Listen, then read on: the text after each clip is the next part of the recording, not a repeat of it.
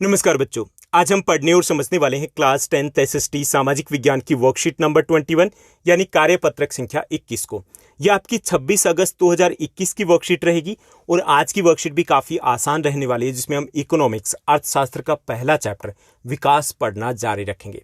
विकास, इस चैप्टर में हम समझ रहे हैं कि विकास क्या होता है, विकास के विभिन्न पहलू कैसे होते हैं, विकास की गणना कैसे की जाती है, उस्तत पोषण विकास, ये सब कुछ हम इसी चैप्टर में समझेंगे। आज की इस वर्कशीट में हम बात करेंगे राष्ट्रीय विकास की, राष्ट्रीय विकास क्या होता है और राष्ट्रीय विकास के लक्ष्य क्या क्या हो सकते हैं हमारे देश के लिए, वो भी हम समझेंगे।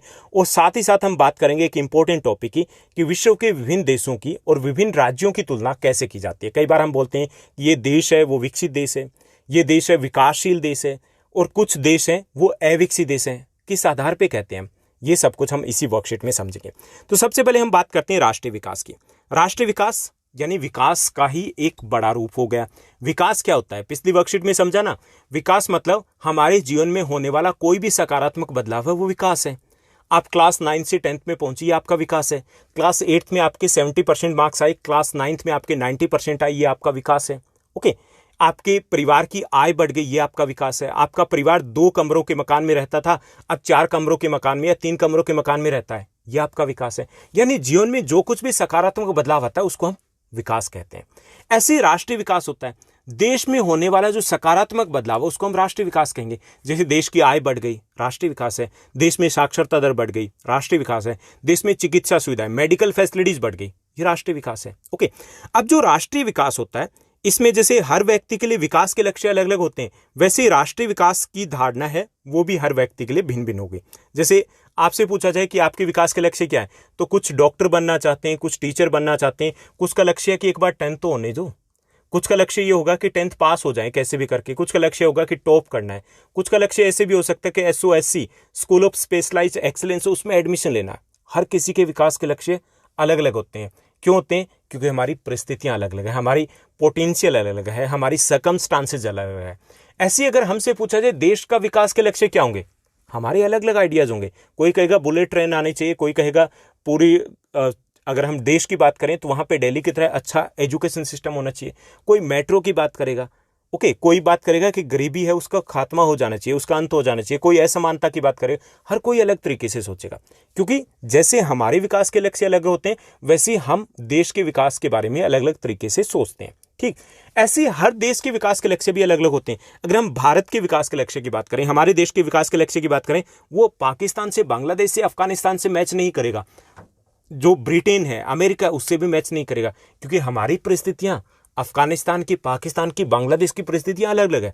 अब अफगानिस्तान वाले हैं बेचारे, उन लोगों के लिए शांति, सुरक्षा सबसे इंपॉर्टेंट वही है। हम थोड़ी बेटर कंडीशन में, हम थोड़ा अलग तरीके से सोच रहे हैं। हो गया ना? क्यों अलग है हमारे और उनके लक्ष्य? क्योंकि हर देश की सर्कमस्टांसेस, परिस्थितियां अलग अलग है। जैसे हमारे हर जो स्टूडेंट है, आपके फ्रेंड्स हैं, उनकी परिस्थितियां अलग अलग है, तो हम अलग अलग हमारी नीड है, तो उसी तरीके से हमारे विकास के लक्ष्य हम तय करते हैं। अब बात आती है कि विकास के लक्ष्य क्या होने चाहिए। चलो ठीक है, अलग अलग होते हैं। ठीक, हमारे देश के विकास के लक्ष्य क्या होने चाहिए, कुछ अगर हम यहाँ पे एग्जाम्पल दें तो क्या हो सकता है। तो हमारे देश के विकास के लक्ष्य इस वक्त हो सकते हैं गरीबी का अंत, निर्धनता का अंत होना चाहिए, असमानता का अंत होना चाहिए, हमारे यहाँ पे बेरोजगारी का अंत होना चाहिए, बेटर एजुकेशन सिस्टम होना चाहिए, बेहतर चिकित्सा सुविधा होनी चाहिए। ये हमारे देश के लिए इस वक्त वर्तमान में विकास के लक्ष्य हो सकते हैं। सबसे इंपॉर्टेंट ये, बुलेट ट्रेन बाद में आती रहेगी कोई बात नहीं, लेकिन ये हमारे लिए पहले आवश्यक है।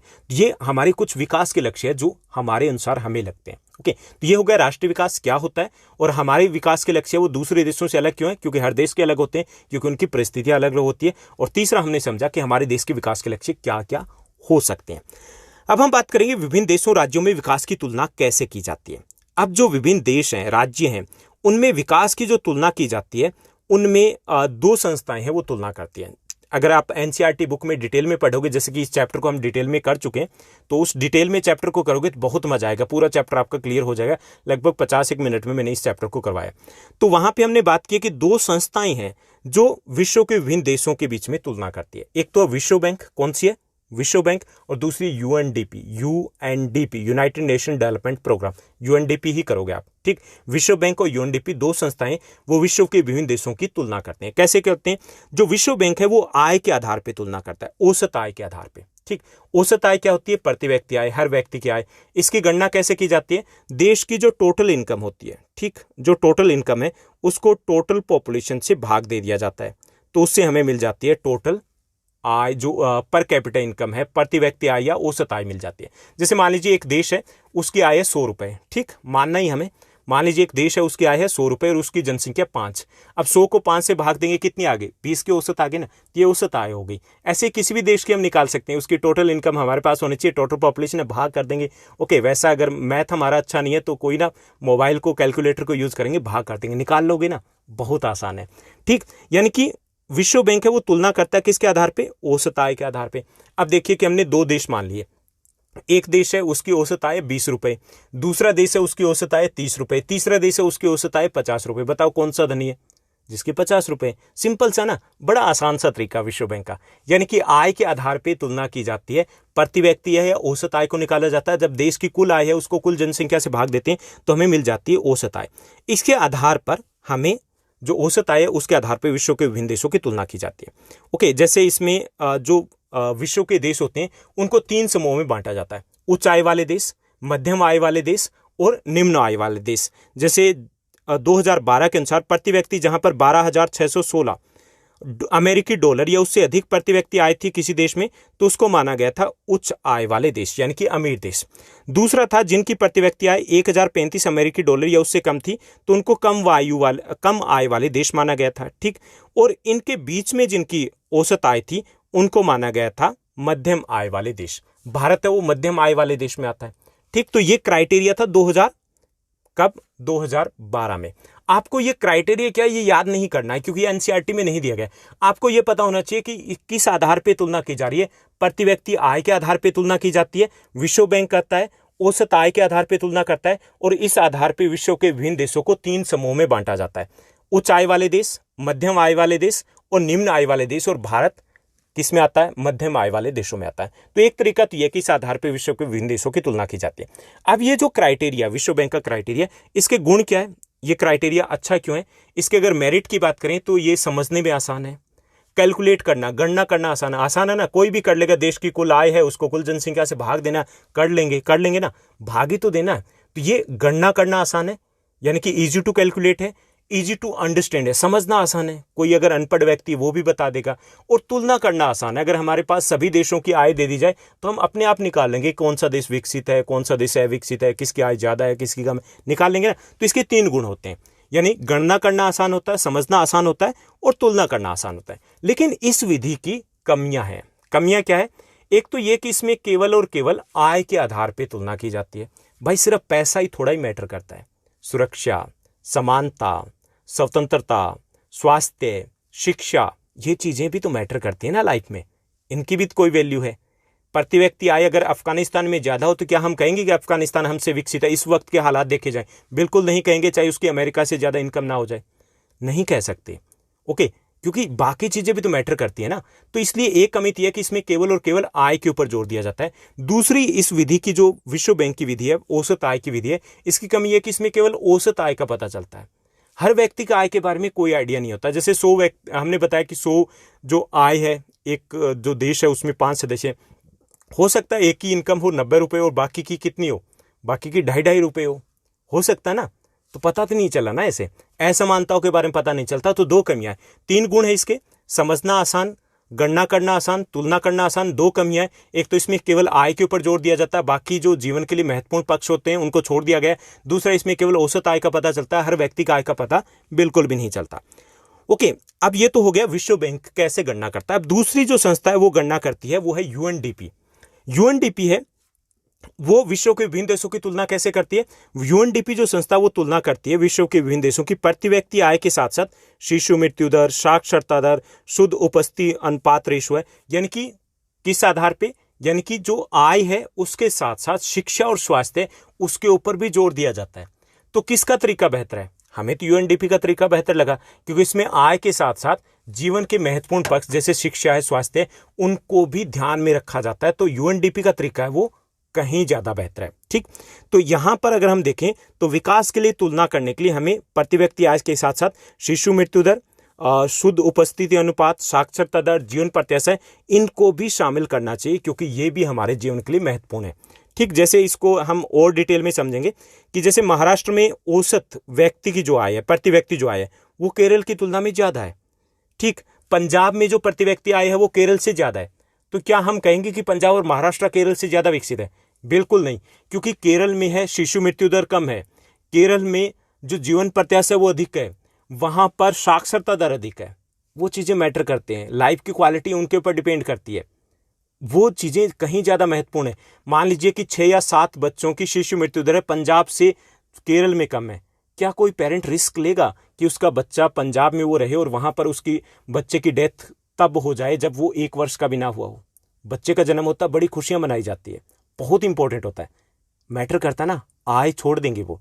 तो आय से ज्यादा जो हमारा स्वास्थ्य है, हमारे परिवार की सुरक्षा है, शिक्षा है, वो मैटर करती है। तो यहां पर हम समझ रहे हैं कि ये जो कारक है प्रति व्यक्ति आय से ज्यादा इंपॉर्टेंट होते हैं। अगर आपको कोई 3 या 4 गुना अगर सैलरी दे और आपको कहे कि आप नॉर्थ कोरिया में चले जाओ, उत्तर कोरिया में चले जाओ, जहां पर कुछ भी नहीं मिलेगा, आप गुलाम की तरह रहोगे? जाना पसंद करोगे? नहीं करोगे, क्योंकि आय से ज्यादा ये चीजें मैटर करती है। तो यहाँ पे हमने महाराष्ट्र का एग्जांपल लिया कि महाराष्ट्र में चाहे प्रति व्यक्ति आय अधिक है, लेकिन स्वास्थ्य के आधार पे देखें, हम शिक्षा के आधार पे देखें, तो वहां पर हालात खराब हैं। तो इसलिए हम केरल को बेहतर मानते हैं।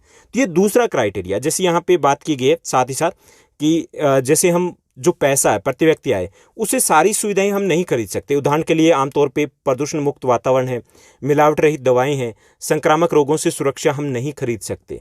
ये चीजें मैटर करती है। इसी आधार पे जो यूएनडीपी है वो एचडीआई रैंकिंग देता है। क्या देता है? HDI ranking, human development index, जिसको मानव विकास सूचकांक कहते हैं, वो रैंकिंग दी जाती है। कौन सा देश बेहतर रैंकिंग के आधार पे, तो उस आधार पे देखा जाता है। तो भारत, अगर हम बात करें 2018 की, तो हम 130वें स्थान पर थे। इससे पता चलता है कि हम कितने विकसित हैं, बहुत पीछे रह गए। श्रीलंका 76 पोजीशन पे था, 76वें स्थान पे था। अब देखिए कहाँ हैं हम, बहुत पीछे ना, हम पाकिस्तान के आसपास हैं। तो यहां से सही से आइडिया लगता है कि क्या सारी सुविधाएं विकास के लिए यहां पर उपलब्ध है, हम कितना आगे हैं या फिर हम कितना पीछे हैं। तो यहाँ पे देखिए उदाहरण के लिए जैसे दिया गया कि प्रति व्यक्ति आय वो अकेला मैटर नहीं करता। जैसे हम प्रदूषण मुक्त वातावरण है, मिलावट रहित दवाएं हैं, संक्रामक रोगों से सुरक्षा, क्या हम खरीद सकते हैं? नहीं खरीद सकते। ये देश के माहौल के ऊपर डिपेंड करता है, ये चीजें ज्यादा मैटर करती है। अगर किसी के साथ पैसा है और देश में अगर वातावरण शुद्ध नहीं है, तो क्या वो खरीद सकता है? नहीं खरीद सकता। इसलिए बाकी चीजें हैं, उनको शामिल करना विकास के नजरिए में ज्यादा जरूरी, जैसा कि यूएनडीपी ने किया है। तो ये सब कुछ हमने समझा। साथ साथ इसमें पीडीएस सिस्टम की भी बात की है। जैसे पीडीएम सिस्टम है, सार्वजनिक वितरण प्रणाली है, जिसके बारे में आप 9th क्लास में पहले भी पढ़ चुके हो। सार्वजनिक वितरण प्रणाली क्या होता है? पब्लिक डिस्ट्रीब्यूशन सिस्टम, जिसके तहत जो गरीब लोग हैं उनको सस्ते में अनाज इत्यादि उपलब्ध करवाए जाते हैं। अब इससे क्या है, जहां पर ये पीडीएस सिस्टम ज्यादा बेटर है, तो वहां पर लोगों का स्वास्थ्य है, उनका पोषण है, ज्यादा बेहतर है। क्यों बेहतर है? क्योंकि वहां सुविधाएं। तो ये देखिए, ये जो सुविधाएं होती है, ये जो चीजें होती है, ये मानव के विकास का आधार होती है, नींव होती है। तो ये भी मैटर करता है। तो यहां पर हमने समझा कि विकास की तुलना है किस आधार पे की जाती है। 2 संस्थाएं हैं, एक तो यूएनडीपी का क्राइटेरिया, उस आधार पे करते हैं, और दूसरा हम करते हैं विश्व बैंक का जो क्राइटेरिया, औसत आय का क्राइटेरिया, उसके आधार पे करते हैं। तीसरी चीज हमने समझी कि जो सार्वजनिक सुविधाएं होती है, जो सरकार देती है, जैसे पीडीएस सिस्टम है या जो स्वास्थ्य सुविधाएं दी जाती है, तो वो भी बहुत महत्वपूर्ण होती है विकास के लिए। क्योंकि ऐसी सुविधाएं एक व्यक्ति नहीं खरीद सकता, एक व्यक्ति अपने लिए हॉस्पिटल नहीं बना सकता, एक व्यक्ति अपने लिए स्कूल नहीं बना सकता, ये सरकार को देनी होती है। तो ये सुविधाएं भी मानव विकास के लिए काफी ज्यादा इंपॉर्टेंट होती है। तो चलिए अब हम थोड़ा सा आगे बढ़ते हैं और यहाँ पे कुछ टर्म्स हमने यूज की थी, उनको समझते हैं कि शिशु मृत्यु दर क्या होता है। ठीक, IMR, इन्फेंट मोर्टलिटी रेट होता है। ये शिशु मृत्यु दर क्या होता है कि उस विशेष वर्ष में, किसी एक वर्ष में पैदा हुए 100 जीवित बच्चों के अनुपात में जितने बच्चों की मृत्यु 1 वर्ष की आयु से पहले हो जाती है, तो उसको शिशु मृत्यु दर कहते हैं। यानी कि 1 वर्ष में 100 बच्चों का जन्म हुआ है, उसमें से कितने बच्चे हैं जो 1 वर्ष पूरा करने से पहले ही उसकी मृत्यु हो जाती है, उसको बोलते हैं शिशु मृत्यु दर।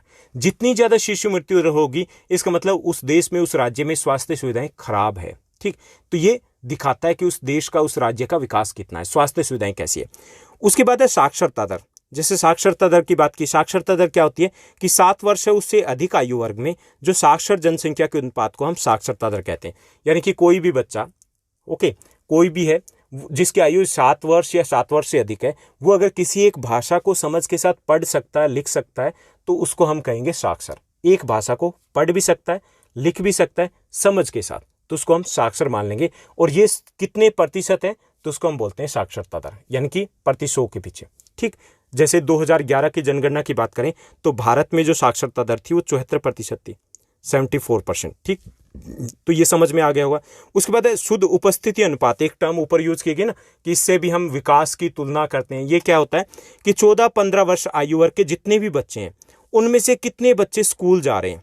ठीक, उसको हम बोलते हैं शुद्ध उपस्थिति अनुपात, यानी कि 100 बच्चे, 100 में से 82 अगर स्कूल जा रहे हैं तो 82% क्या हो गया, शुद्ध अब उपस्थिति अनुपात हो गया, यानी कि 18 बच्चे स्कूल छोड़ चुके हैं। जितने बच्चे ज्यादा स्कूल छोड़े हैं इसका मतलब वहां पर उच्च शिक्षा की तरफ रुझान कम है, इसका मतलब वहां पर शिक्षा व्यवस्था कहीं ना कहीं गड़बड़ में है। ठीक, तो ये हमने टर्म्स समझी, कुछ छोटी छोटी टर्म्स समझी, और हमने समझा कि विकास की गणना कैसे की जाती है, विकास क्या होता है। तो उम्मीद करता हूं ये सब कुछ अच्छे समझ में आया होगा। अब हम आगे बढ़ते हैं और बात करते हैं प्रश्नोत्तर की। यहां पर 4 बेहद आसान से प्रश्न दिए गए। पहला जो हमारा प्रश्न दिया गया, हमने देखा कि अपने देश के विकास के लिए अलग अलग लोगों की अलग अलग धारणाएं होती है। सभी देशों में ऐसा ही होता है, हमारे विकास के लिए हमारी धारणा अलग है, ऐसे ही देश के विकास के लिए भी हमारी धारणा अलग है। आपके अनुसार देश के विकास के लक्ष्य क्या होने चाहिए, उनमें से किसी 3 का उल्लेख कीजिए। तो हमें बताने हैं कि देश के विकास के लक्ष्य क्या होने चाहिए। ठीक, तो मेरे अनुसार और आपके अनुसार गुणवत्ता युक्त शिक्षा है, वो देश के विकास का लक्ष्य होना चाहिए। जब तक अच्छी शिक्षा नहीं मिलेगी तब तक देश आगे नहीं बढ़ सकता। दूसरा, निर्धनता का अंत होना चाहिए। तीसरा है बेरोजगारी का अंत होना चाहिए। चौथा, असमानता है, चाहे वो आर्थिक हो या सामाजिक असमानता हो, उसका भी अंत होना चाहिए। ये मेरे अनुसार देश के विकास के लक्ष्य होने चाहिए। उसके बाद दूसरा प्रश्न है, चलिए उसको देखते हैं। दूसरा प्रश्न है, क्या प्रति व्यक्ति आय विभिन्न देशों या राज्यों में विकास की तुलना के एकमात्र साधन है? अन्य कौन से साधन है जिनका उपयोग किया जा सकता है? यानी कि विभिन्न देश या राज्यों की तुलना करने का क्या एक ही साधन है प्रति व्यक्ति आय के आधार पे, या कोई और तरीके भी हो सकते हैं? अभी पढ़िए ना, बहुत सारे तरीके हो सकते हैं। तो प्रति व्यक्ति आय के अलावा विभिन्न देशों की तुलना निम्नलिखित अन्य मापदंड से भी की जा सकती है, जैसे साक्षरता दर के आधार पे, शिशु मृत्यु दर के आधार पे, जीवन प्रत्याशा के आधार पे, शुद्ध उपस्थिति के आधार पे। इन तीनों के बारे में तो हम डिस्कस कर चुके हैं। जीवन प्रत्याशा क्या होती है? औसत आयु। जिस देश में, जैसे हमारे देश में पुरुषों की औसत आयु 67 वर्ष है, आज़ादी के समय में 36 वर्ष थी, इतनी हो गई। इससे क्या पता चल रहा है? स्वास्थ्य सुविधाएं बेहतर हुई है, इसका मतलब हम विकसित हुए हैं। ओके, तो इन आधारों पर भी विभिन्न देशों की तुलना या राज्यों की तुलना की जा सकती है। ठीक, प्रति व्यक्ति आय के अलावा, यानी कि उसको तो शामिल करना है क्योंकि वो भी एक इंपॉर्टेंट मापदंड है, लेकिन इनको भी शामिल करना है।